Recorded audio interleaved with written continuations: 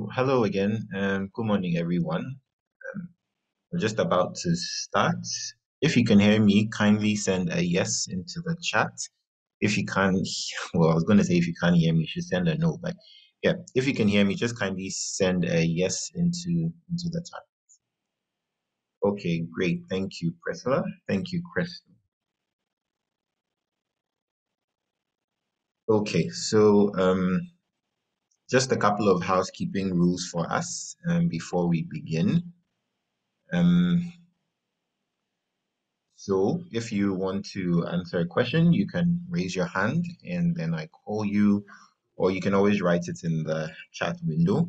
Kindly let's all make sure that we are muted while we're not speaking so that we don't disturb others with any background information. And then this is just yeah, just something little I wanted to add. So let's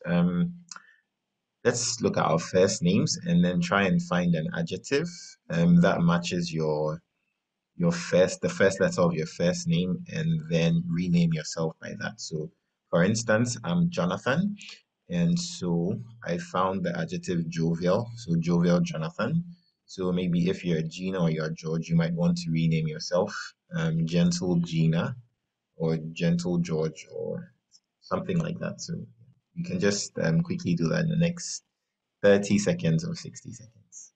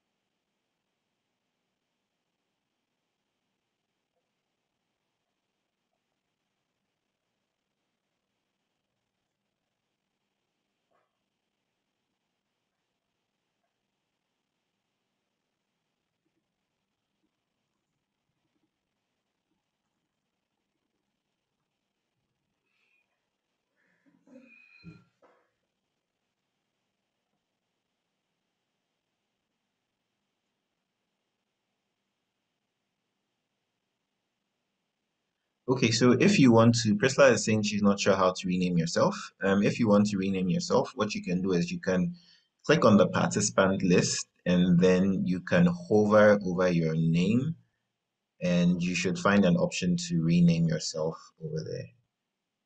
Ah, Crazy Chris.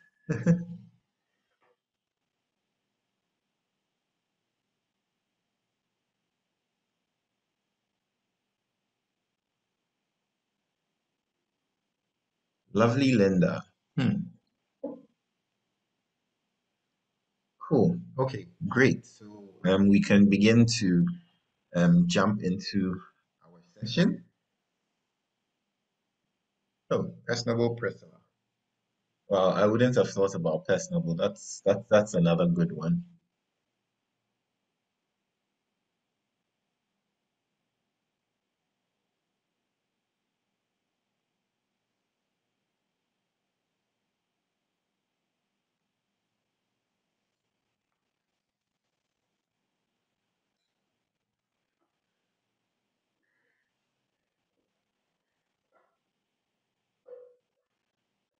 Okay, great. So we can jump right into today's session. I will briefly share my video so you can have a look at exactly who is speaking to you and making you do all these crazy stuff.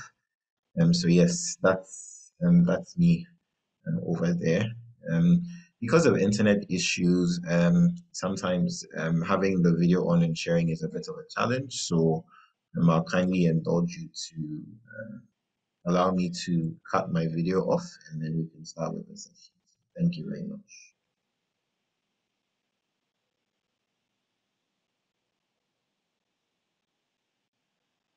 Okay, all right. So good morning, good afternoon, and good evening to everyone. I'm super excited and a wee bit nervous to be here today for this session. I imagine some of you may be wondering if I'm the same dude you saw on the flyer. And the short answer is I am he.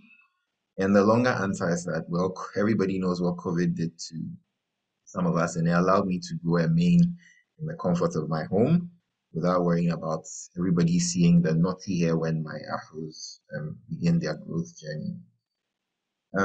So yeah, basically today we're going to be looking at user journey mapping and its benefits to a digital marketer.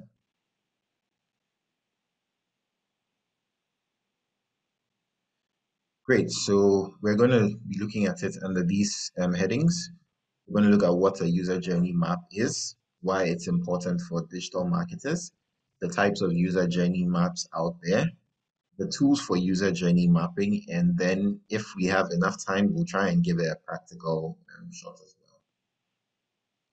Great. So before we begin the session, I just want us to spend probably 60 to 90 seconds just to make notes. You can put two or three things down about who you think your typical user is. Um, for example, if you work maybe you work for an insurance brand, maybe there might be a typical user persona that you have for a particular insurance product. So you can just quickly put that down in the chat as well. So you can just write maybe two or three things about your typical user in the chat. Yeah, you don't have to think too much or too deeply. Yeah, just put one or two things that come to mind. Yes, I mean you can type it in the chat. Yes. Or I mean if you want to speak as well, you can unmute yourself and then you can speak to us. Okay, so let's see.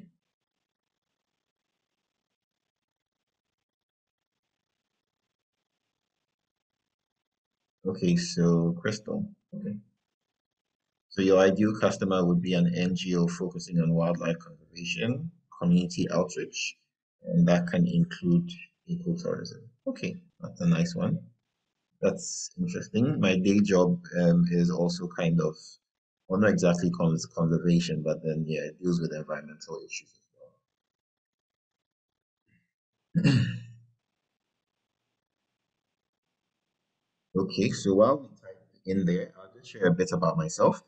I have a bit of a scattered background. Most people will think I'm unusual because I'm generally comfortable around both words and figures. I have a bachelor's in engineering and an MSc in development finance, and I'm here with you in a construct digital marketing capacity. And so, yes, I guess that's just about enough about me. So we can dive right in. So yes, there's an old Cherokee tribe saying that goes, "Don't judge a man until you have walked a mile in his shoes." And this is something that was actually promoted for those of us that have read Harperlee's To Kill a Mockingbird. It was actually promoted in there as well. And basically, the customer journey maps lets you walk that mile in your customer's shoes. You're probably familiar with your company's products and services, and that could include things from pricing to features and their benefits. But I mean, how familiar are you with the user experience of those that are using the products and services? So, do you have the knowledge to improve it? What are you using as the basis to improve whatever user experience that you have? These are the kind of things that we're going to be talking about today. And this process of user journey mapping can help you to verify moments of truth. It can help you to segment your user experience into touch points or events. It can increase your overall empathy for your users. And then it also helps you influence the nature of content developed as a digital marketer and to serve as a great conversation starter that will jumpstart shared understanding in your organizations as well. So, what is a user journey map or what is user journey mapping?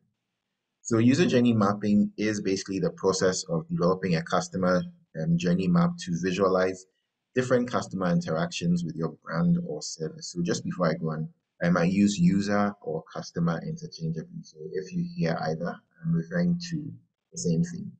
And they help businesses to understand their customers' pain points and help in improving their customer journey as well. It requires researching into what the user experiences across the various touch points and then using that to build an understanding of the sentiments that your users will experience along the way. Great. So I want to highlight two things over here. The first thing I want to highlight is that the user journey map is more than just another chart. So the output of the user journey mapping is called a map, and it visualizes your customer's experience. It's built on empathy-driven research that pushes creators to consider how users' feelings are sort of fluctuating as they move along the journey. You're also looking out for moments of frustration and looking for solutions that bring about excitement to the people that are using the product. The other thing, as some of you might also be aware of, is a buyer persona. But I just want to highlight the fact that the user journey map is more than a buyer persona. The term buyer persona, I know, has become incredibly popular and is known by a lot of people in marketing and sales. But however, customer journey map more details the very steps that your buyer takes during the sales cycle or when they're interacting with your product or your business. And more businesses use personas, while a great many of us are sort of still neglecting the need to document a journey from the user's point of view. So yes, so with so much of the journey taking place digitally these days, I think it's important as digital marketers and content creators to understand exactly where your customers are interacting with your brand, and then to also be able to provide accessible, high quality content for them as well. And so once you have an effective customer journey map, you will be able to gain a better understanding of how your customers are interacting with your business. It gives you helpful insight into what channels are most effective for converting leads into prospects and prospects into loyal customers, which, I mean, at the end of the day, is what we all want to achieve with the content that we are putting out. And so, yes, gone are the days when products were traditionally marketed by boosting specific features. Nowadays, modern buyers, I mean, we're all more interested in the brand as a whole. So we want to personally engage with the brand, and most importantly, we want to know how the brand can offer a solution to the problem that we're facing as well. Great. So this is a typical user journey map. I had a background where I was working for a digital marketing agency, and typically when we are preparing our proposals, these were some of the things that we would put we would put into our proposals. So yes, we'll be telling our clients that, well, we can provide online apps, we can do email marketing, and we can put out print adverts out there. And that is kind of where people get aware of your brand. And then from there, they begin to consider whether to make a purchase with your brand. So they'll be probably looking at reviews, reading blogs, um, do social media ads and the content on your page as well. And then they move from that point to the point where they purchase your product. So they go to your website or they go to your physical store location and they make a purchase. And then from there, there's the retention side where you want to continue to be interacting with them. You want them to be on your pages or your digital assets and interacting with your brand. And then the pinnacle of it all is where they get to a point of advocacy. So then they might actually go out of their way to recommend your brand on probably their social media channels, or they'll be telling people about what you're doing and the experience that they had with you. So this is your typical user journey map. However, we can approach it. We can approach the typical user journey map in a different way, and that's a design thinking approach. And I'm sure that some of us will be familiar with this concept, but I guess I'll still run through it. Basically, what design thinking is. So design thinking basically revolves around a deep interest in trying to develop an understanding of the people who you are designing a product for or services or content for, whatever you're developing for somebody that isn't just for yourself. Design thinking helps you to develop an understanding of that. So it will help you to observe and develop empathy for your target user, and then it also helps in the process of questioning. So if there's a problem, questioning the problem, questioning the various underlying assumptions for that problem, and questioning the implications of whatever solution or whatever issues that you're coming up with. So I think design thinking is extremely useful in tackling problems that are ill-defined or unknown, or by helping you to reframe the problem in a more human-centric ways, and then to help you to create many ideas in your brainstorming sessions, and then helps you to adapt a hands-on approach in prototyping and testing. So typically the design thinking phase process has 5 phases. That's where the first phase is where you're empathizing with your users. The next part is where you are defining your users' needs, their problems, and then using the insights that you have. And then the third stage is ideating. So you're challenging some of these assumptions and you're trying to create ideas for innovative solutions. The fourth bit will be prototyping. So that's when you actually begin to create solutions. So for example, it could be creating solutions in terms of the kind of content that you're putting out for your users, or varying a certain aspect of your of the process when somebody is interacting with your brand, and then you test out your solution. So you can test out your solutions with people within your team internally first, people from other departments, or people that weren't involved in the original brainstorming process. And then you can also do some A/B testing as well via your digital channels or interactions with people in your physical locations as well. Great. So this is John Quincy. I've known John for about 15 years. Well, I'm just kidding. So this is a profile that I found online, and this kind of helps us to understand the value that design thinking brings. So, for example, John, this is what John is saying. So he's on the road more than he likes. So the little things really, really matter. And so John is typically the actions that he's taking are typically researching travel. I'll just pick a few things over here so that we can understand exactly where we are going with the design thinking approach. So first, we are, he's researching about flight options on travel websites, and in that point, and for a design thinking approach, you're trying to look at the user's actions, what they're thinking about, and how they're feeling. And these are really important in helping us to come up with viable solutions or ideas in order to meet the needs of the users. So yes, he's researching for flight options.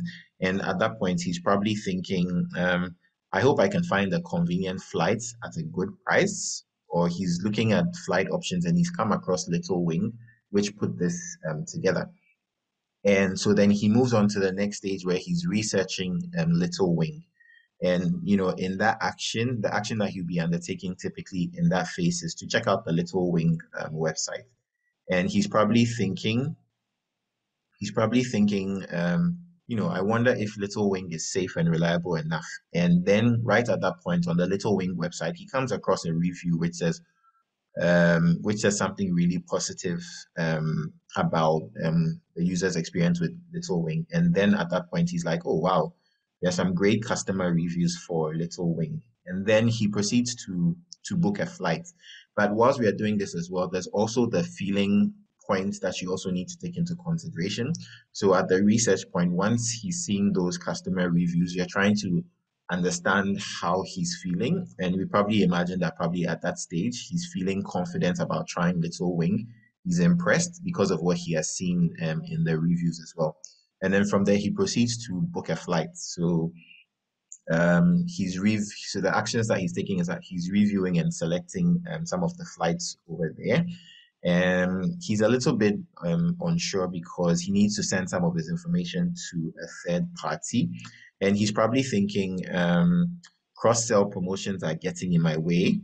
There's also a loyalty program that he has come across, and he's thinking creating an account and joining the loyalty program looks like it will slow me down. And I'm sure a lot of us have experienced that. Typically, when I'm online, I don't like to do things that require me to put in so much of my information. And if I want to do something quickly, I don't want to now have to enter like 10 or 12 lines of information just to get something out there. So this is probably something that looking at it from a Little Wing perspective, they've probably identified. And so John is probably thinking that, because of all this information that I have to put in, I'm probably going to skip it. And probably over the years, the people at Little Wing have been trying to understand why we have this great loyalty program and nobody seems to be signing up to it. And I mean, looking at this and what John might probably be thinking, it's easy to, well, it's not easy, but it's kind of, well, let me use the word easy. It's kind of easy to understand exactly why clients aren't signing up onto that loyalty program. So at that particular point in time, John is probably feeling unsure or unwilling about going ahead to do this as well. So this is kind of an example of what the design thinking approach would use. There's a bit more over here as well, where you then look at the opportunities that Little Wing probably has at these stages. So we saw that at booking a flight, because the client wasn't happy with the potential process that would be involved in signing up for a loyalty program, there definitely should be an opportunity that Little Wing could be looking at. And that opportunity they have over here is to evaluate and optimize and create an account, the create an account option. But for me, when I was thinking about it, I felt like, you know what, you already have my information when I was booking the ticket. So maybe it's easier to just create another dialog box that says, okay, are you interested in the loyalty program? We already have your data. If you're happy for us to use the data you've already provided, just click this box. Then immediately in the back end, that is uploaded over there. And then all he has to do is probably choose the type of loyalty program that he is looking at, and then he picks it up, and that just saves him a ton of time. So this is basically kind of like an illustration of how design thinking works, but we'll go into further detail a little further on. Okay, so why do we employ user journey maps as digital marketers or content creators? And so, yes, user journey maps can help you to empathize with your customer, as I mentioned before, and it helps you to improve your understanding of the user personas. So, for example, if you keep in mind that a user would have just tackled a particularly frustrating step in your experience, you may want to probably add content in the following step that potentially brings some light or relief to the interaction that the person is having with your product. And then it helps you to discover new problems and opportunities, as we have seen in the example before. And then it also helps you to combat organizational silos. So in coming up with user journey maps, there are different aspects of the organizations that typically would interface with different types of your clients. So typically, let's say if you're a content creator, you might be interfacing with your clients on your social media platforms or your websites. But then there might also be the customer service agents that will be picking up calls on a daily basis, taking inquiries. There might be the marketing guys that are going out there to try and make some sales.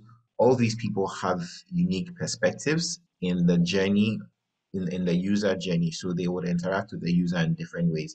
And so they all have things that they will bring on board. And instead of allowing, these various departments to work on their own to come up with solutions, let's say the marketing people are trying to come up with the right things to say when they go out there. Probably you, that's a content creator that is engaging with them on social media, knows the kind of text or the kind of things that you say to users that encourage them or make them more likely to take a certain action.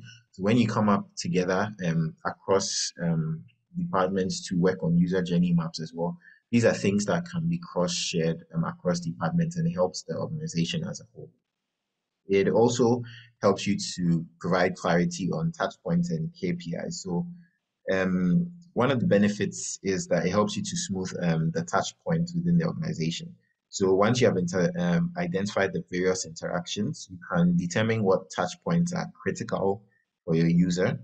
And then the journey maps also forces you to segment the user experience. So you provide a framework for identifying those critical moments of truth. And a critical moment of truth are the things that help customers to form an impression of your brand.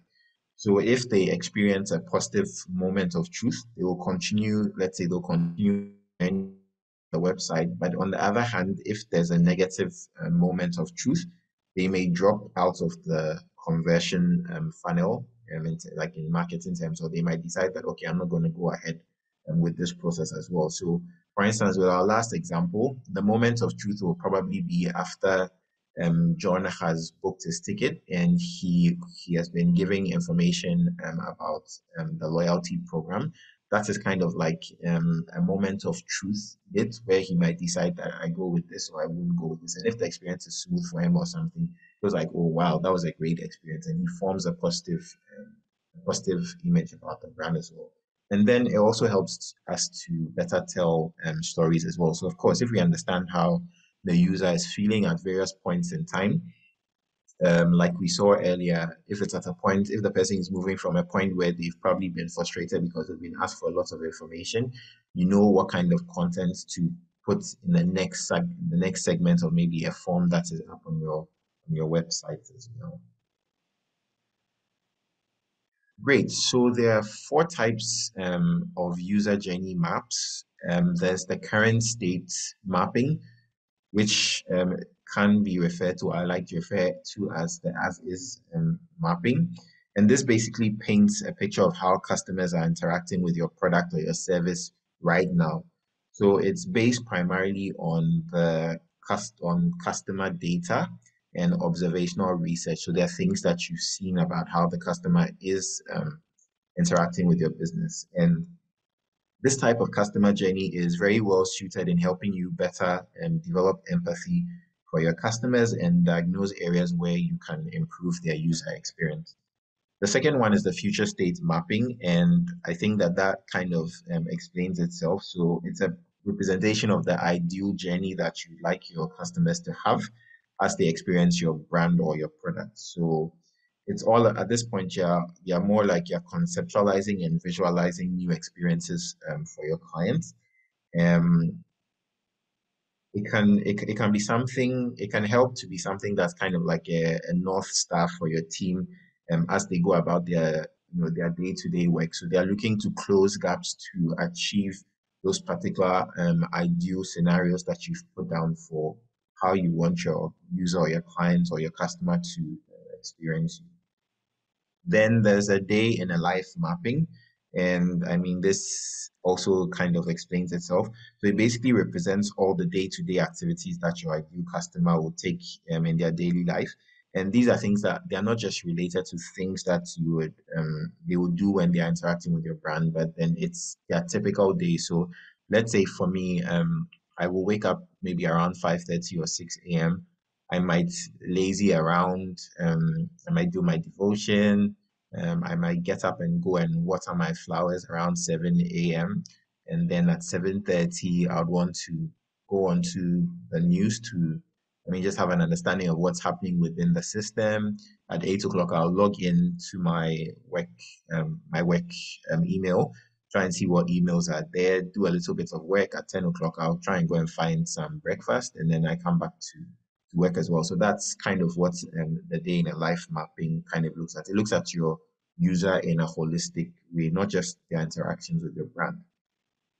And then the final one is a competitor journey mapping. And this is basically a benchmark journey map that you might want to consider. And this can be useful for determining and visualizing how you compare to other providers within your field. So this type of map can also be a trustworthy source of inspiration, especially when you have people that probably are probably a little bit further in terms of the brand experience from yours as well. Um, Over here as well, note that I'm not suggesting you copy the solutions of your competitors and call them your own, but the differences kind of would help to encourage you to think about where you can improve your users' experience across the various touch points as well. Great. So here's a little bit of insight for you. So according to a study from Ascend2 in partnership with Ansira, 53% of enterprise marketers are using customer feedback surveys, and 47% are using customer journey marketing research as well. So this is just to assure you that what we are doing, we are definitely in good company. Great. So what are some of the must-haves for user journey mapping? And for me, it's first and foremost, it's important to have a clear understanding of your goals as an organization or as a content creator. What is your goal of putting together this user journey map? Are you trying to improve the content that you are putting out there? Are you trying to re-engineer a product that you have out there and things like that? you must have a clear understanding of the goal that you have for putting the user journey map together. And you should have a very well-defined user persona. And this takes a bit of time to do, but trust me, once you have these things in place, it is more than worth the time that you put into it as well. And then you should have research, data, or insights into your user as well. And in terms of data, it could be as simple as, maybe going into your website back end and trying to understand what is happening, maybe which processes or which stages are people dropping off your website and not continuing with setting activities. It could be as simple as things like the content that you put out there as maybe a social media community manager as well. You gain some insights into the kind of content that people like. So it could be as simple as, okay, my people that follow the pages or the Facebook community on Fridays, they don't want to be hearing about buy 200 grams of Milo and get 150 grams of Milo free. No, on Fridays, everybody is trying to chill out and they don't want you to come and sell to them. So they probably just want you to put out some trivia because everybody is relaxing and they have time for that. So that can be insight from you from managing from what you get as a social media page manager as well. And then you can also put out surveys. So you can put out surveys that ask people different kinds of questions about your brand, about the experiences that they are having in their brand, what they feel an ideal maybe situation to be, what you can improve about your brand. That's all data that is really important for you in putting together your user journey map. And the final thing is to be open-minded. Sometimes some of us are too close-minded. We are used to the same old things. For those of us that probably come from Ghana, you might probably know the State Transport Corporation, which was pretty much the go-to for transport back in the days. And I remember those times, if I was to travel from where I was to another city, my parents would insist that I go via state transport because that is what they had known, and it was the safest option. But then other options began to come out, and there was one time when I said I wanted to use a particular option, and they weren't comfortable because they didn't know it as well. They were kind of closed mind on just using STC because that's all that they knew. But in putting together a user journey map, it's important for us to be open, very open-minded. Sometimes when we are doing ideation, some ideas might come out that might seem in the beginning very silly, but someone else might be able to look at that idea and then refine it in a particular way. So never discount anything that comes to mind. Anything that comes to mind, just put it down and work with it and look at how you can synthesize that as well. Great. I don't know. Let me see. Okay, I think I have a break after this. So we're just going to basically look at a step-by-step approach to putting together a user map. And this is basically like the theoretical part before we go into the actual practical session. So basically what you want to do is you want to assemble a team. So you're going to be choosing people from cross-functional teams to come together to create the map. As I mentioned earlier, it's important to understand the various perspectives that other people in other departments bring to the table as well. Then the next thing to do will be to consolidate your customer data and insights. So over here, I'm assuming that you already have some customer monitoring tools, or you've done some surveys, or you have some insights in place that can help at this observational stage. So for example, you can also compile observations from web traffic, for example, from Google Analytics. Um, an invaluable tip, as I said over here, form of feedback are people that directly interface with clients, so especially people within the customer service units. They would also have like very, very wonderful insights for us.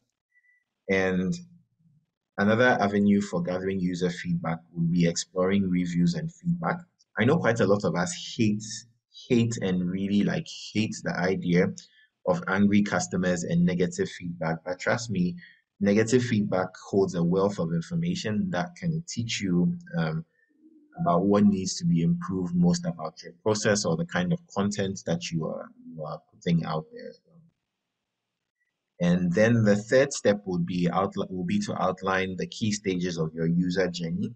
So remember that at this stage, you're talking about the user journey and you're not talking about your business journey. So the stages should make sense from the user's point of view, not from your point of view as a business. And this is really, really important because with design thinking, we are looking at solutions, we're looking at things that are user-centric in nature. And it's design thinking that we are applying to come up with a user journey map as well. So it's important that it's not from your perspective as a business, but it's from the user's perspective as well. So typically your breakdown could look something like, the awareness or discovery stage. So this is where the customer realizes that they have a problem and they want to tackle it, and your product probably comes into their view. Then there's the research or information or gathering or evaluation stage. So at this point, the user will typically be researching more about existing solutions and explore alternatives. And then during this process, the customer is probably seeking potential drawbacks and assessing you as a solution provider for themselves as well. So, how many clients have you served? How trustworthy is your website? And even for somebody that's like, can be sometimes petty like me, I might be looking out for spelling mistakes on your website. And if I see some spelling mistakes, I might probably be thinking to myself, well, if these guys can't put the right things together in terms of their grammar and everything, are you really sure that they can sort me out in a different way? Yeah, that doesn't mean that if you see some spelling mistakes in my presentation, I don't know what I'm talking about. You should just excuse me on that side. Don't be as fickle as I am sometimes. Okay, then the next thing is within that stage would be the purchase. So this is the moment where a customer will buy or order your product, and then the experience or the use. So this is where the customer starts using it, and then the loyalty stage. So this is a stage that will be probably vital for a lot of businesses. So yeah, and it's important to have your clients on your side at this stage where they begin to do a lot of the legwork for your business, so that they also talk about what your business offers to other people as well.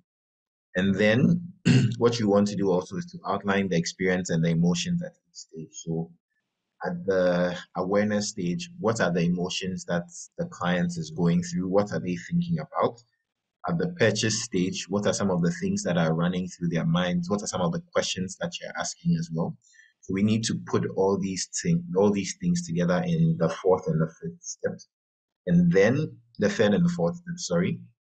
And then in the fifth step, you are trying to identify the touch points and moments of truth. So plotting your touch points is probably one of the most critical steps in your journey mapping, irrespective of how big or small that scope is. So basically, the touch points are the points where a customer would interact with your business, and each interaction is associated with an outcome that helps them to form a perception about your brand or business.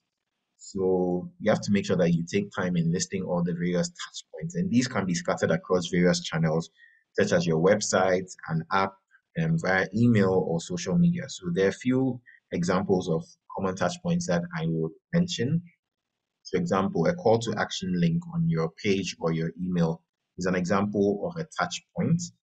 Um, a button that tells somebody to maybe add a product into their online cart, and then a newsletter form as well. So these are probably like all examples of touch points within the user's journey with your business. And then, as I mentioned earlier, with the moments of truth simply represent the point in the customer journey where a key event occurs and an opinion about the brand is formed. So moments of truth will define how the users feel about the entire experience with your product or your brand. So for this reason, you should prioritize moments of truth as the most important moments to provide a positive experience for your user. Then the sixth thing will be to identify pain points and opportunities. So at this point, you're really at the crux of your exercise, and it's important to get it right. So some of the things that you'll be trying to ask yourself is the user able to probably quickly see how much he will pay for the highest plan? Or does it take users a long time to find some particular information on your website? Um, do they have to fill a lengthy form asking so many questions that are probably typically covered in some other actions that they've taken on your website? So these are things that you identify as some of your pain points. And then once you've determined what your experiences are, what the pain points are, and everything, then you would naturally be able to nail down the kind of opportunities that are available to you as a brand as well. And opportunities may be things that are probably like quite detailed, like reducing the number of steps in the purchasing process, or providing status updates, or providing more concise messaging, or probably even making it easier to find contact details of your support team as well. I am on one of these big telco networks, and sometimes when I have an issue, it is so super annoying when you're trying to get to customer agent. You have to go through multiple steps. And it actually puts you off from even wanting to interact or even use that telco as well. And well, I tried finding another solution, but unfortunately, in my area, I didn't have access to the solution that I was looking for. So I'm currently still sticking with them. But trust me, when I have an opportunity to move, I will move because it can be very frustrating when you have a pressing issue in terms of an issue that you're facing with a telco and you need a solution to it, and you are being rerouted through 3 or 4 steps when all you just need is a phone call to somebody to help let the person just explain what you can do better. Right. And then the seventh step will be to develop your ideas and viable solutions. So once you know the opportunities that you have, you can come up with the various ideas and solutions to make sure that you take advantage of those opportunities that you've seen. And then the eighth step will be to test these things out, as I mentioned before. So you test out these ideas with members within your team and then with your users as well for validation before you probably roll out on a larger scale. So maybe some apps, for example, with WhatsApp. I like WhatsApp web a lot on my laptop because then it helps me sometimes to just put my phone somewhere because I don't want to be distracted by so many notifications from different things. I don't want to take those notifications off because I enjoyed them later on in the day. But within my working day, I don't want those things there. I probably don't want calls within a particular window. And so I probably would want to just have my WhatsApp web app. It's something that we use a lot in the office. And they've put up a beta version right now that I can actually log into WhatsApp on my desktop. And my phone doesn't even have to have an internet connection. So previously, your phone would have to have an internet connection to communicate with WhatsApp web. But right now, your phone doesn't have to have an internet connection as well, which I find that's something that's very useful. So I can just toss my phone somewhere and just be working on my laptop. And in one interface, I can deal with messages and then I can deal with my work as well. I don't have to pick up my phone to read the message. Great. So that's an example of probably testing an idea or testing a solution with your user as well. And then the most important thing is not to just do this as a one-time event, but continue to do this, continue to refine the process, look at other things within your organization, look at other things within the work that you're doing, and then see whether there are opportunities for you to also follow this process to come up with better solutions for users or people that are interacting with your content as well. So at this point, I will open up if anyone has any questions. You can ask any questions that you have.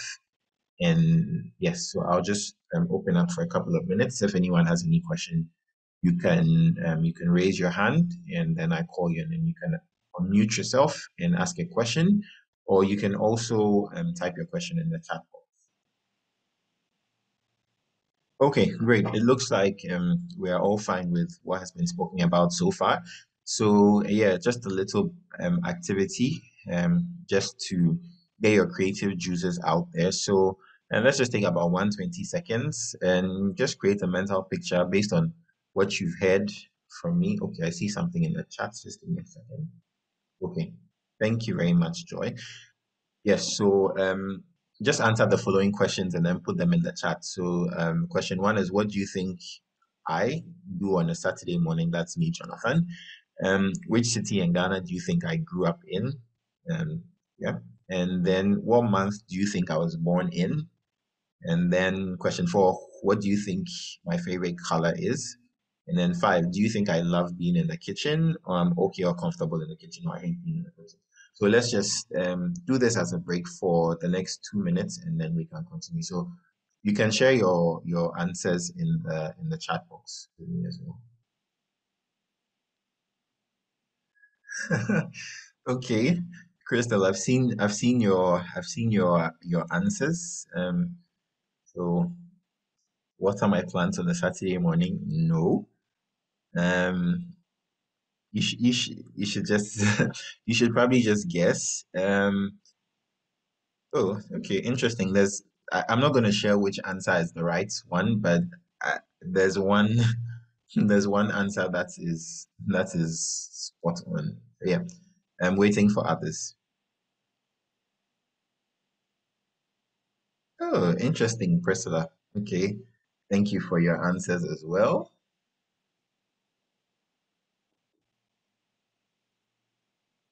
So I'll just wait for the next 30 seconds and then I will give answers to the five questions. Aha!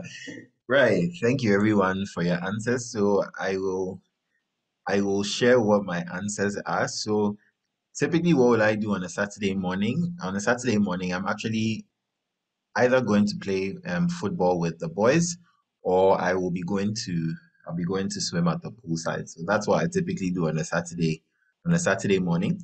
Which city in Ghana do you think I grew up in? I grew up in Kumasi. Three, what month do you think I was born in? I was born in April. Ruth, like how? How do you do that? And then question four, what do you think my favorite color is? My favorite color is blue. Ah, okay. I should have changed my profile picture because I think that everybody saw my profile picture and assumed that my favorite color was blue.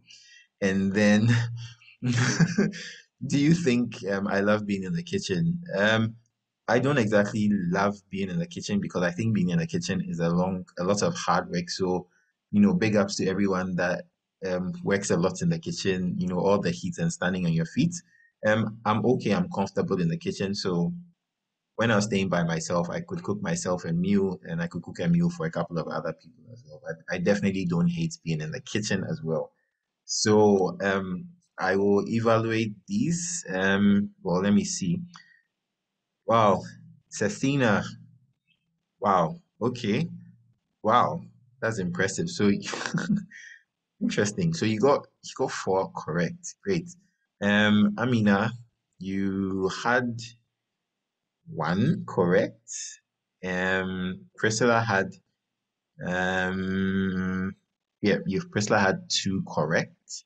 And so yes, so Priscilla and Ruth, yes, I owe I owe you guys something special. So at the end of my slides, you see my contact information. So you can just pick it up and then you can send me a message and I will sort you out. So yeah, thank you everyone for interacting and for your answers as well.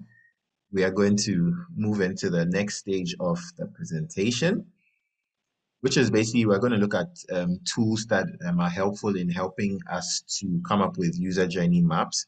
And these tools basically enhance the development of your user journey maps as well. So this is something that an assignment that I actually did a while back.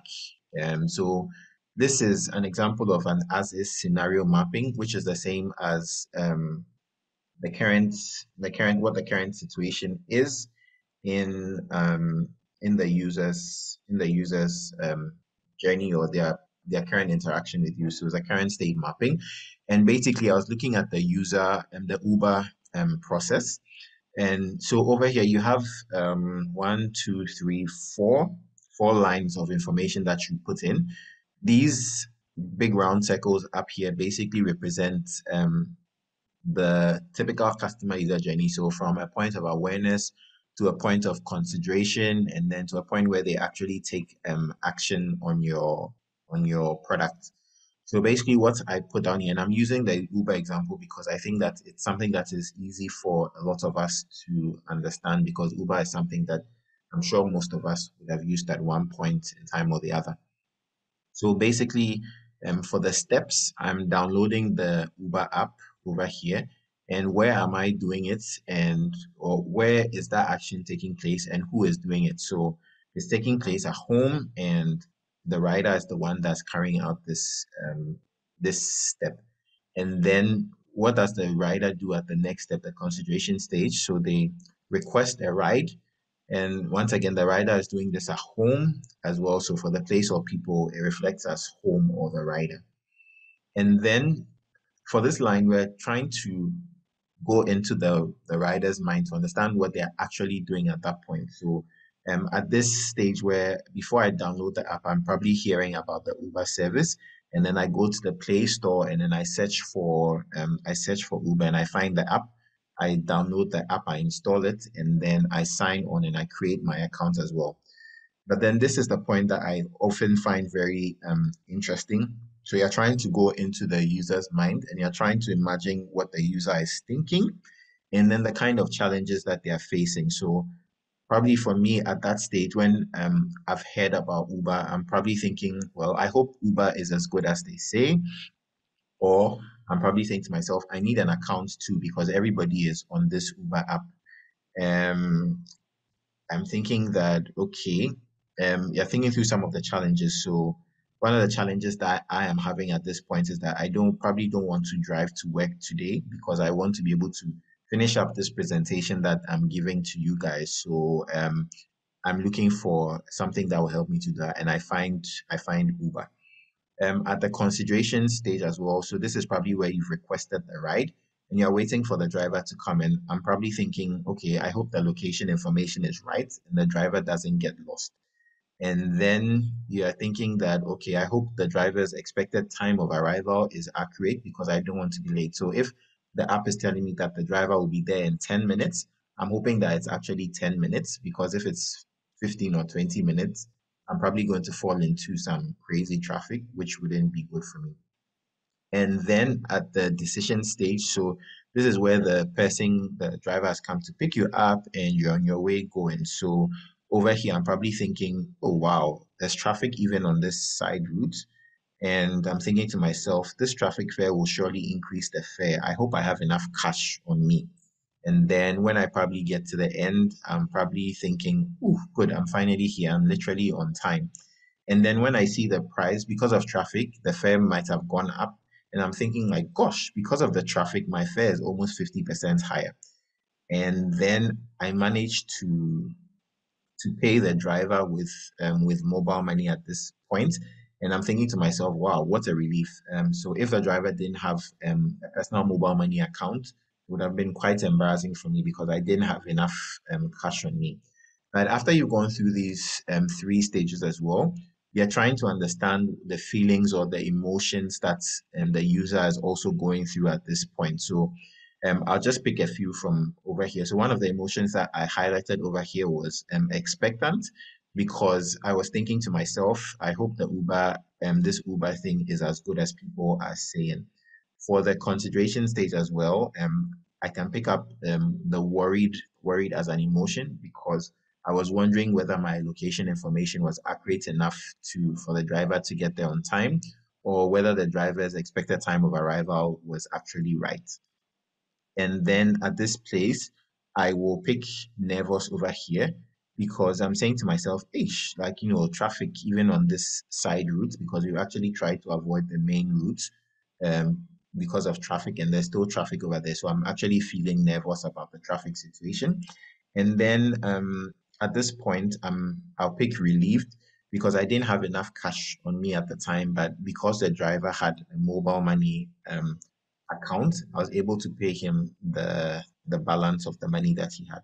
And then we come down to this point over here. So basically at this point, you're looking at the insights or the opportunities that can be gained over here.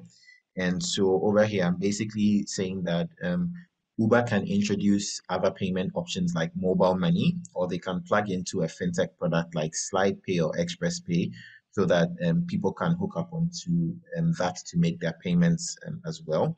And then I also put down that Uber can include a feature that allows riders to see their fare cost in real time, or as and when they want to see how much their fare has accumulated to a point. So these are insights on opportunities that can be gained that I developed. So in the initial as is scenario, you might probably not have this in there, but I will just explain to you where these insights have probably come from as well in the next stage, which is developing an empathy map. So basically, at the empathy map stage, you are trying to look at what your user is saying, what your user is thinking, how your user is feeling, and what your user is doing as well.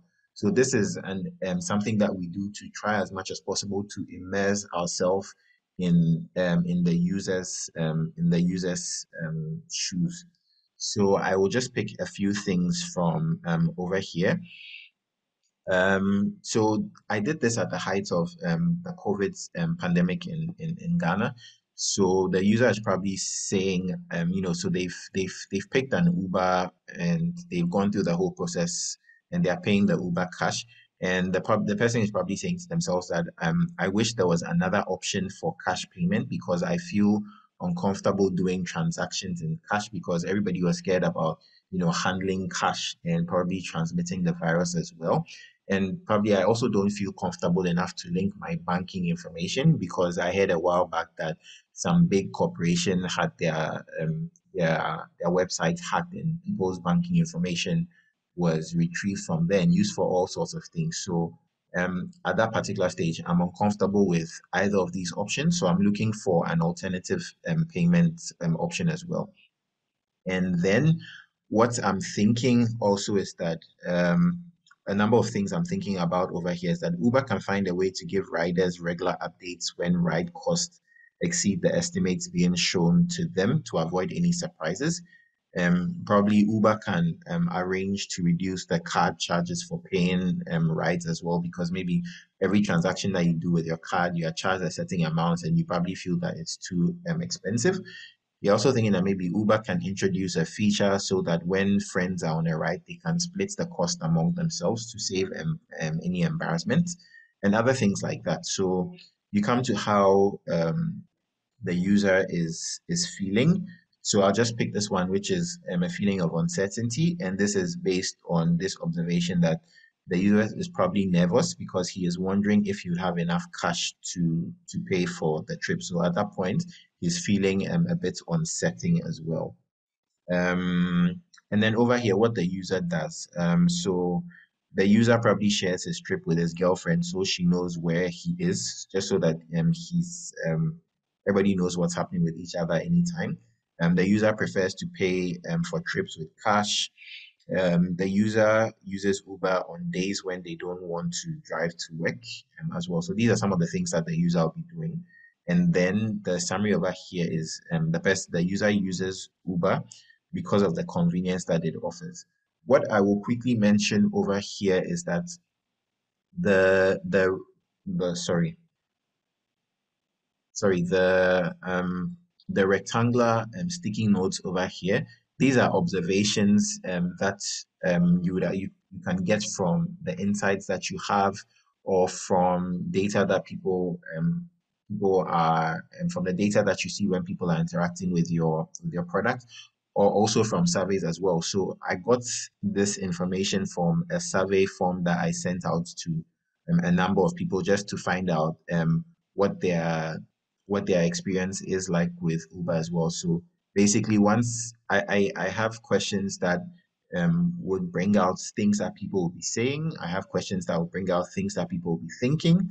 I have questions that will bring out things that people will be feeling, and I have questions that will bring out things that people will be doing. And so once I have these things, what I try to do is that I try to group um, observations or things that have come up into similar areas. So, for example, at the top here, the bank charge when I pay for my ride with the card option is just too high. I don't always have cash when I need to hail a ride, so another option aside car payments would be helpful. I wish there was an option, there was another option for cash payments because I feel uncomfortable doing transactions with cash because of COVID, and I don't feel comfortable linking my card as well. So these are kind of speaking to the same thing. So you'd group them in one area, and then you would find, one idea that kind of summarizes all these things up. And so for me, what I felt summarized all these things were up with it. These three people are looking for alternative payment options to what currently exists on the Uber app. And so that's what the red circles represent over here. They are basically just summaries of the surrounding rectangular sticky notes that basically speak the same language as well. So this is a summary of everything that I have observed from what is over here. And I observed that Abraham enjoys technology and apps that make his everyday life easier. And Abraham is the name of the persona that I've given, and it helps him to save time. He loves the safety and convenience that Uber gives him. However, he thinks there is more that Uber can do to improve his user experience, for example, including more payment options. So this is basically what empathy mapping with entails. You're basically trying to immerse yourself in your users' shoes to understand what they're going through when they're using your product. And then at this stage, this is the idea prioritization stage. So from your as a scenario and your empathy map, you would have probably come up with a couple of ideas or solutions that you might want to implement. And so you would typically put them here in your idea bank. So all these notes over here were initially in my idea bank. And then I come in and I put them into this graph over here. And this is a really powerful graph that is helpful for us in this process of customer journey mapping. So for the y-axis, you're going to rate the importance of the idea that you've come up with from low importance to high importance. And then you're also going to rate the feasibility of implementing that idea as well. So from um, low probably refers to the fact that it's difficult for you to implement the idea, and high means that it's relatively easier or is a low hanging fruit. It's something that you can attain if you put probably not too much effort into it. So I had 5 ideas that came up. The first idea was that Uber should allow one rider to book 2 rides at the same time. And I was just thinking about this and I was asking myself, I mean, how important is it? Do people complain about this particular fact that they want to be able to book 2 rides at the same time? And I mean, how feasible is it? And I was thinking that, well, it might probably take a lot of back end work to come up with this. And I mean, you might have a different opinion to this. And I mean, that's what enriches this whole process of user journey mapping. I am thinking that it's low feasibility, but someone probably with a more technical background might be able to tell me that no, it's something that probably isn't too difficult as well. You might be wondering where this idea comes from, and it could be as simple as maybe I need to go and pick up. I'm a working person and I have a window of 3 to 4 that I can go and pick my kids up. But obviously, I can't pick them up in town and go and drop them off at home. So, and I don't want to drive. So I pick an Uber and I go to their school to pick them up. And then I can order an Uber for them to go home, for the Uber to take them home. And then I can order an Uber at the same time to take me back to my office as well. So that's something that's over here. But then you ask yourself, I mean, how important is this? How many people actually would require this service at this time? Is it worth the investment from Uber? And I thought that, well, it wasn't too important. So then it sits on this side of the graph, which means that, I mean, it's not important. And, putting together a product like this would be difficult. And I come to this, which says Uber can arrange for banks to reduce the card charges for paying for rides. And I was just thinking that probably I'm the one that is, so worried about, the deductions that they make because maybe I use a savings account. So maybe for a savings account, if I make more than 2 withdrawals a month, the subsequent withdrawals, I'm charged the premium for it because they want to discourage me from doing that. So maybe that's why I'm having issues with the amounts that they charge me for using my card on the app as well. So then maybe it's not something that's so important to everyone else because maybe a lot of people are kind of comfortable with using cash as well. And then you ask yourself whether it's feasible. I think is midterm feasible, but it's still difficult for you to go to the banks and tell them that, for this particular transaction, that's coming from Uber, reduce the charges on it as well. But of course, banks want to make money, and if there's a way for them to make money, they might probably be interested. So I put that midway. Then I also put this idea over here. Uber can introduce a feature so that when two friends are on a ride, they can split the payment. Um, I don't really know whether people have talked about this, but probably maybe those that have experienced probably a little bit of life in Europe and things like that, they might typically ask that, okay, guys, let's go out and let's go out today and have a drink. And probably at the end of the day, everybody at the table is expected to split that cost and share. But typically here on this side of our world, or typically in Ghana or something, if I invite my boys or some boys and girls out for dinner or something, they typically would be expecting me to pay for it. So it probably isn't something that is too important. And again, you might disagree, but I think that it's something that is highly feasible. It shouldn't be difficult for you to be able to add somebody onto a trip so the person can make payments. And then this idea over here is that Uber can find a way to give riders regular updates when ride costs exceed the estimates that are shown. I think this is really important, and probably looking at it right now, I think that it could have been a little bit higher up over here. Because yeah, sometimes you pick a ride and then the traffic is heavier than usual, and by the time you realize your cost has probably gone up 10 or 20%. So maybe if what I have is $10 or 10 CDs or something, I might probably say that, okay, if I'm traveling from point Y to point X, when I get to point A and I realize that it's 10 CDs or something, I realize that, okay, I don't have enough money to pay. So let me just drop off over here and probably walk the rest of the way as well. So yeah, I mean, it's something that is important because people want to have an idea of how much they're going to pay. They don't want those surprises. Is it feasible? I think that's something that is feasible as well, but it might cost a bit of time on the back end because then they need to have whatever system that's available to automate this all the time. Then this was the idea that I felt was something that they could run with, and this was to allow Uber riders to make payments for trips using mobile money. And I thought that this was something that was really important. One, because mobile money has become a really important part of the economy within the country, not just in Ghana, but in other African countries as well. And then I was wondering whether it was feasible. And I thought that yes, it is feasible because there are lots of companies out there that have APIs that you can plug into your apps or onto your websites so that you can, they have mobile money APIs so that you can just plug it into your website or your app, and you should be able to integrate this into your payment system as well. So this was what I came up with as the best idea, and the idea that probably Uber should pursue as well. And then I come to the to be scenario. So basically, the to be scenario is what you want your user to experience, ideally after you have implemented the solution that you have.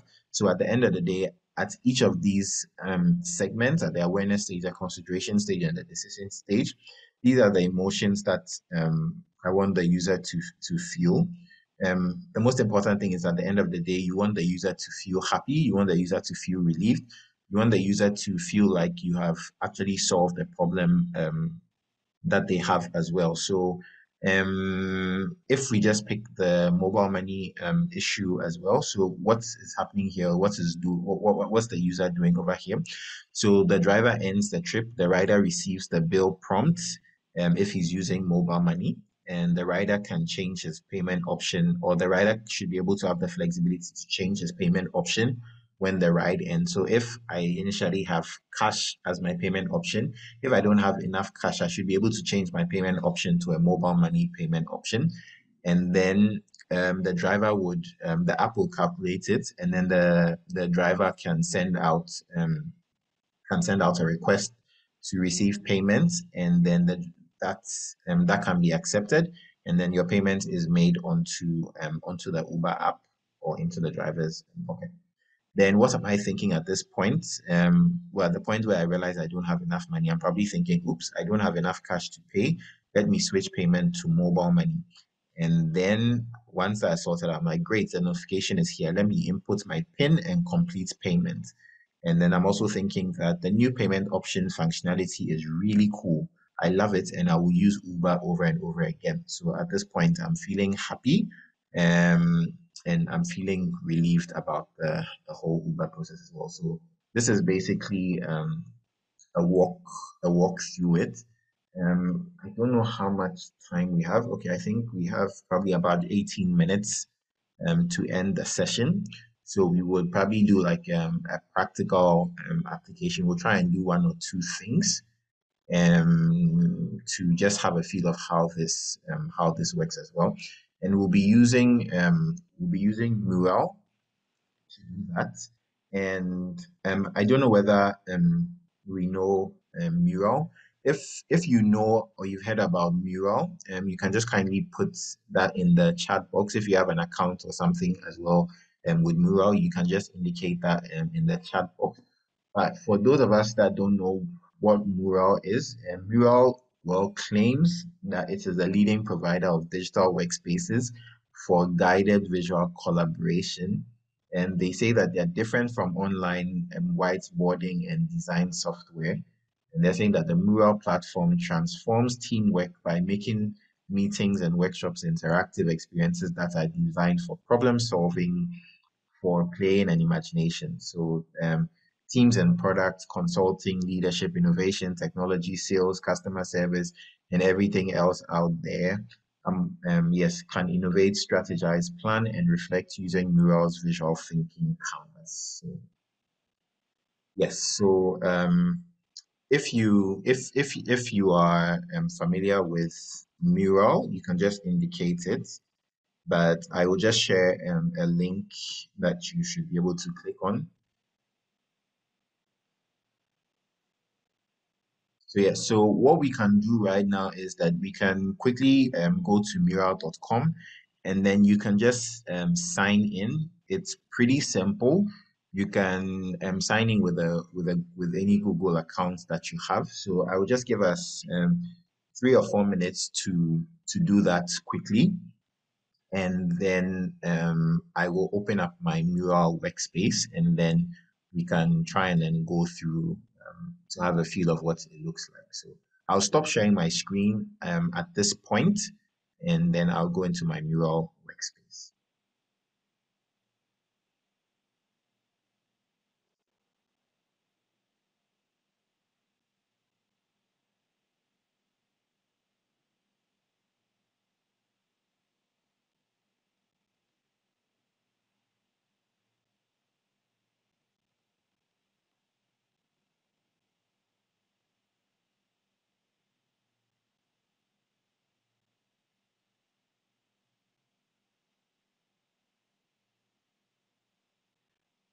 Okay, so I am back again. So while you sort yourself out, you can just go to Google and you can click Mural, and then you find a Mural. Okay, so it's not .com, it's .co. Sorry for that. So yep, so you just click on Mural, and once you click on Mural, this is the interface that meets you, and then you can sign in or you can sign up for free over here. So I already have an account, so well, it signs me back into it. But you can sign up for free over here. I think that you should have an option to use your Google account to sign up. So let me just sign in.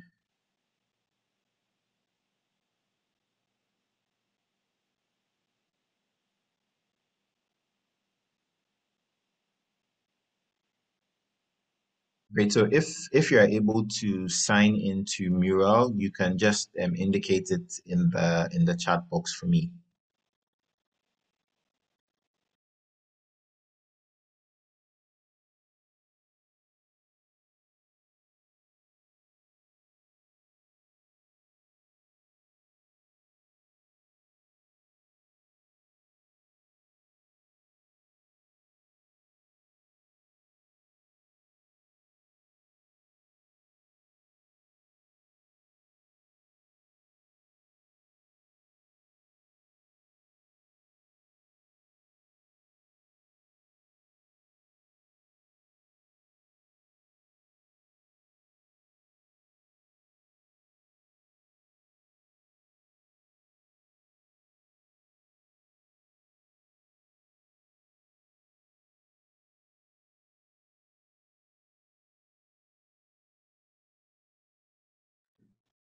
Okay. Has anyone been able to log into Mural?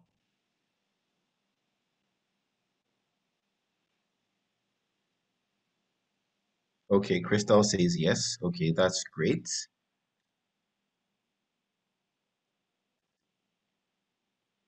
Okay, so whilst we go about that process, so when you enter a Mural, Mural has a number of templates depending on what you want to use it for. So there are a number of templates here. There's a mind map over here.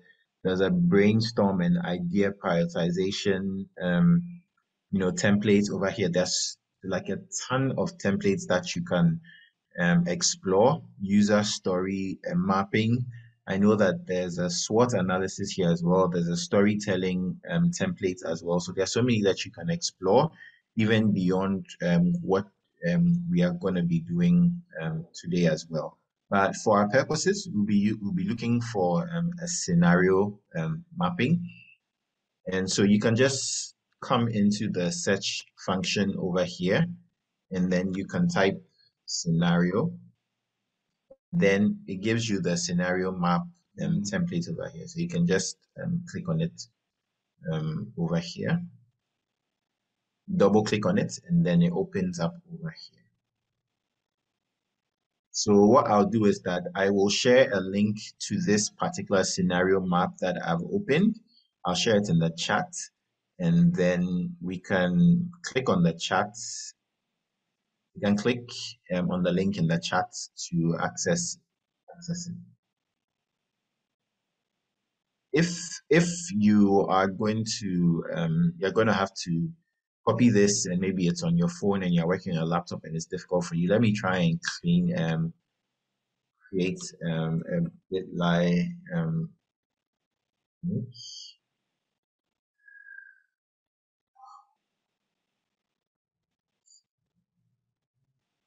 I can shorten it.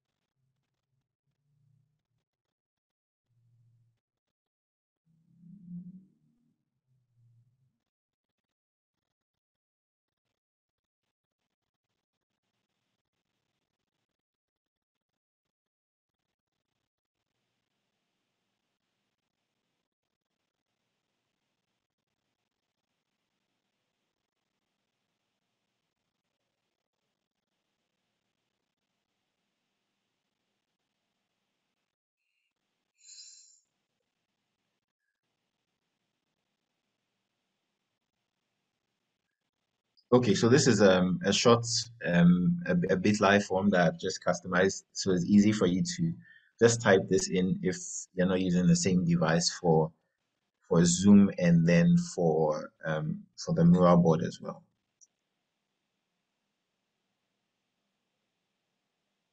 Okay, great. So I see that Linda said she's in the board, which is great.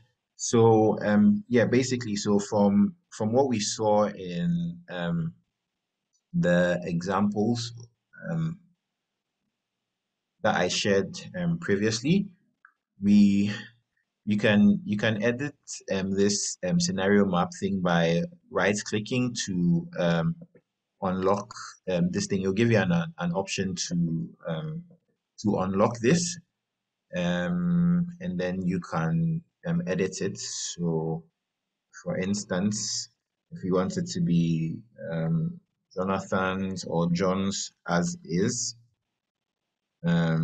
scenario map, you can just edit it over there. And then at this point, you can begin to populate it as well. So this is already there. So for whatever product or service that you're looking at, so the as a scenario, um, you can come up with whatever product or service that you're looking at. Maybe for this particular demonstration, we can probably just look at the process for signing up into the into this conference as well. So let me um, okay, let me switch the type to a circle and then expand this. So we'll just have three columns over here. At this first stage, it will be the awareness or discovery stage, right over here. And let me just increase the font a little bit.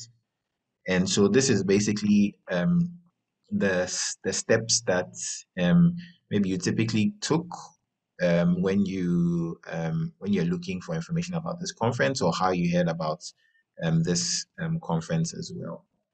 Right, so we'll have that over there, and then we'll have this for the consideration stage.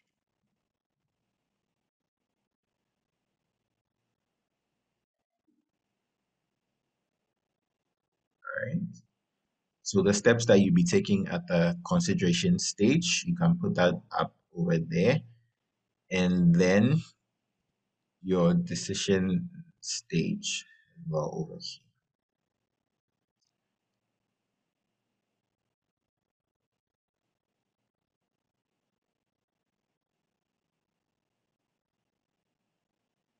Okay, so if you have access to it, you can feel free to, to jump in and to, share whatever you have over here. So you can just, if you want to make changes or you want to create a new sticky note, you can double click and then the sticky note pops up, and then you can choose a color that you want for it. So maybe if you're like me and you like blue, then you can choose the color blue, and then you can begin to type in there as well.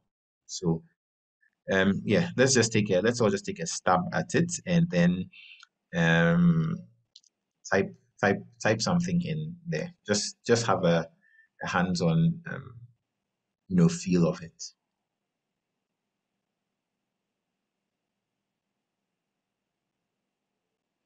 Okay, so Linda was asking whether I have any advice on the choice of colors. Um, I probably think that the only choice advice that I'll give to it is that maybe so for whatever you are doing at different stages, you should try and make sure that if you are trying to communicate a particular idea, those ideas the colors are consistent. So that just helps you when you're trying to move things around. And for instance, if you're trying to summarize some particular idea or something up as well, what you can do is to use a different shape in that point so that it stands out and it doesn't mix up. So if you want to change the shape of the sticky note, you can just go to switch types, and then you can switch it into whatever shape you'd want to use as well. So yeah.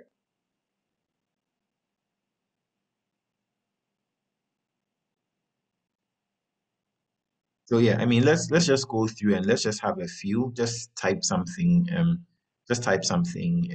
there as well. So,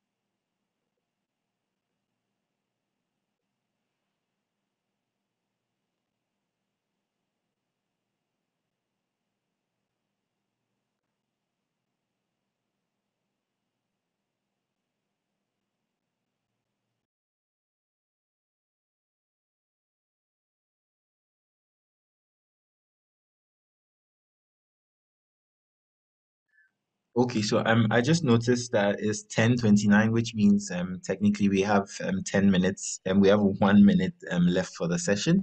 I think that if we are all comfortable with it, we can extend the session by another 10 or 15 minutes just so that we can have a feel of it. And then I'll share a few resources with us so that we can go and then practice what we've learned.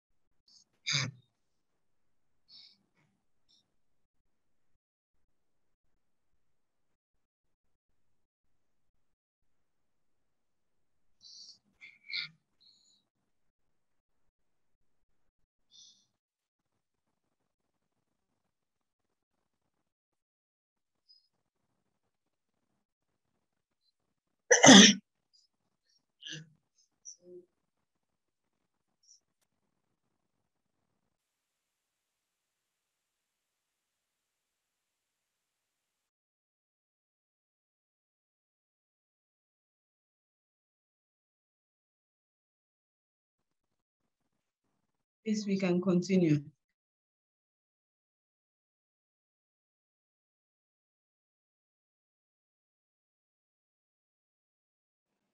Okay, guys, so I've shared another link to the workspace that I'm on, so we can try this link and see whether we can make changes to. I think I sent the wrong one earlier on. I sent just the templates, so then the changes will be reflecting on your individual sites and not on the general one that's over here.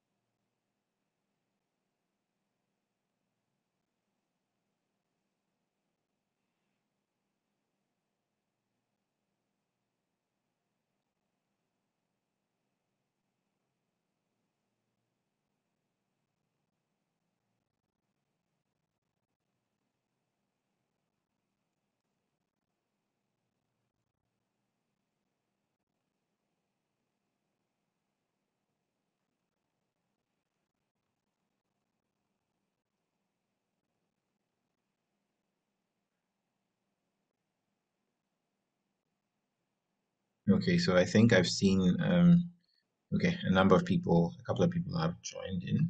Okay.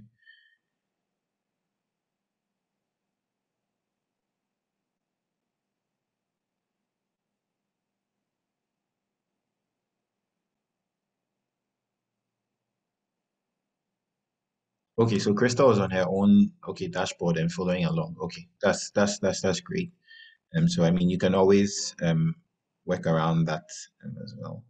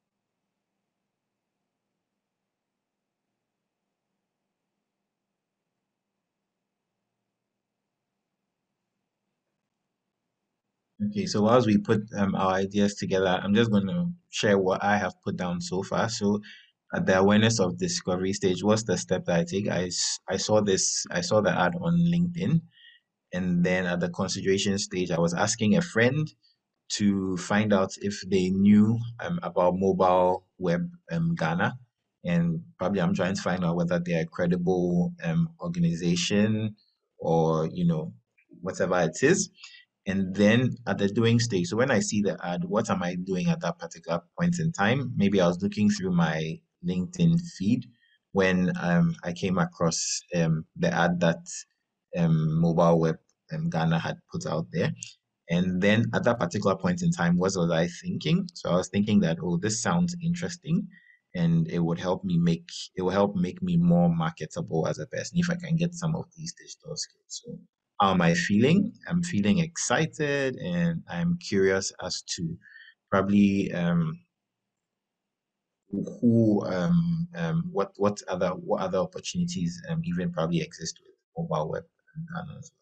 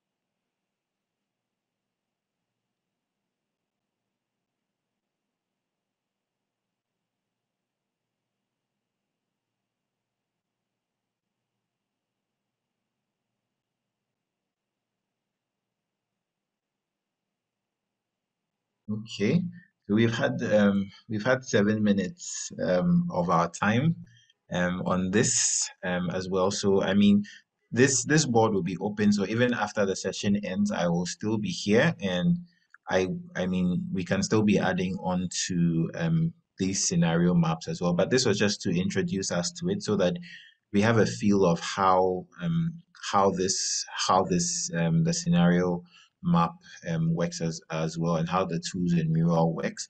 I'm just going to go to another tab, which is a customer experience journey map over here. Let me just create a mural over here.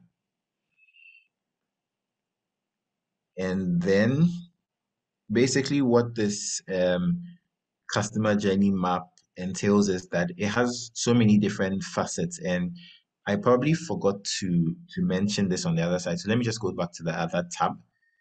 Over here in the right side, you would see an outline over here, and the outline basically gives you tips on what to do at each of the stage. So when you go to steps, so steps, determine the scenario you're trying to improve for your user and write down the high level steps they need to accomplish from start to finish.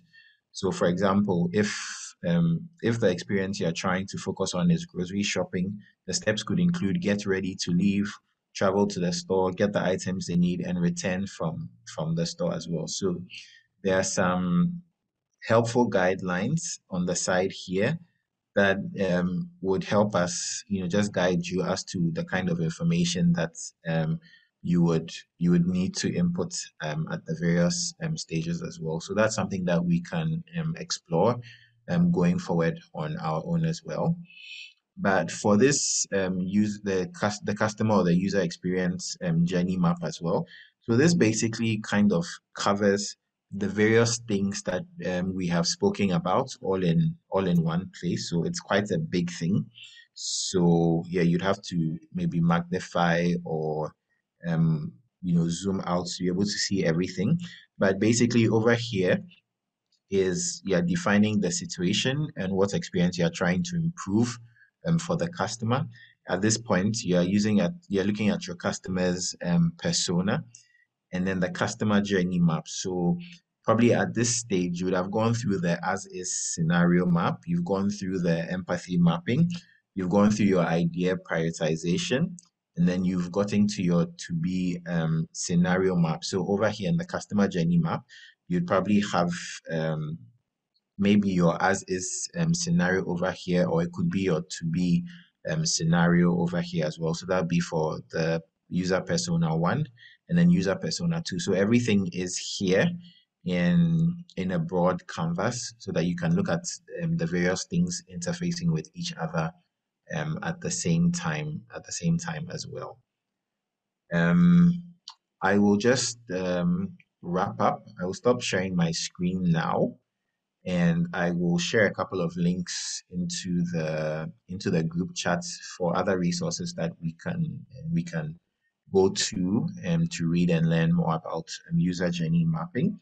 But just to wrap it up, um, creating a user journey maps, including those exploring current and future states, doesn't have to be too time consuming a process, because most journeys can be mapped out in less than a day.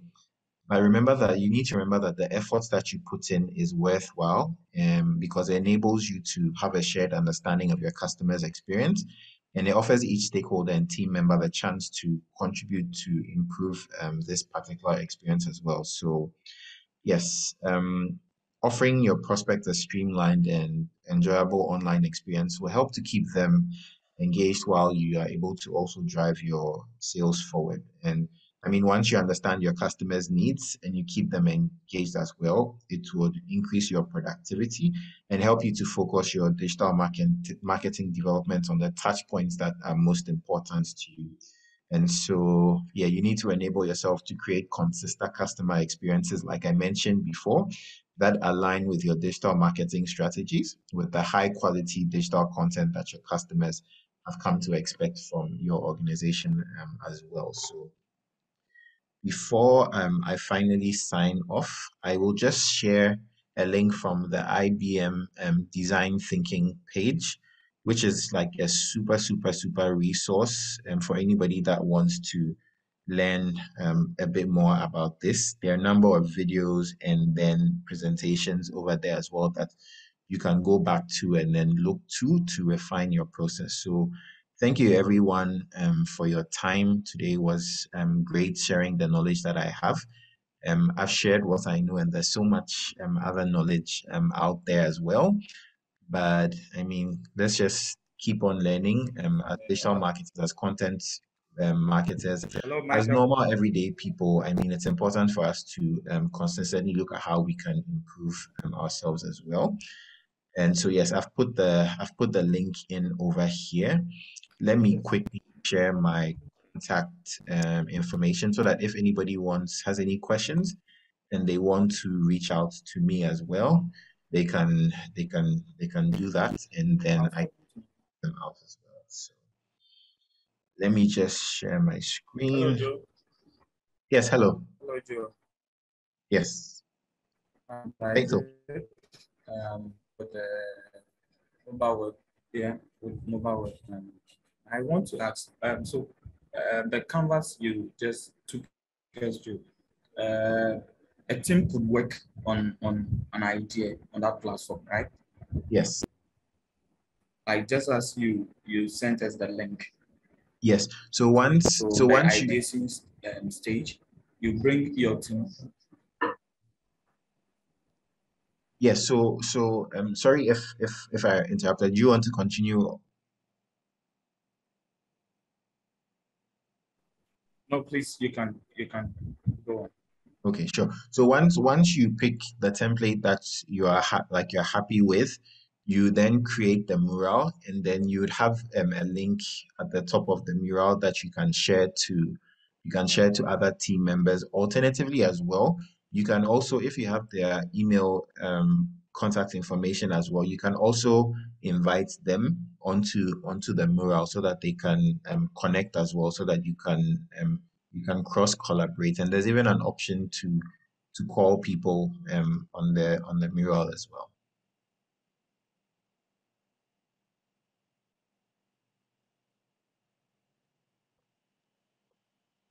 All right. Thank you.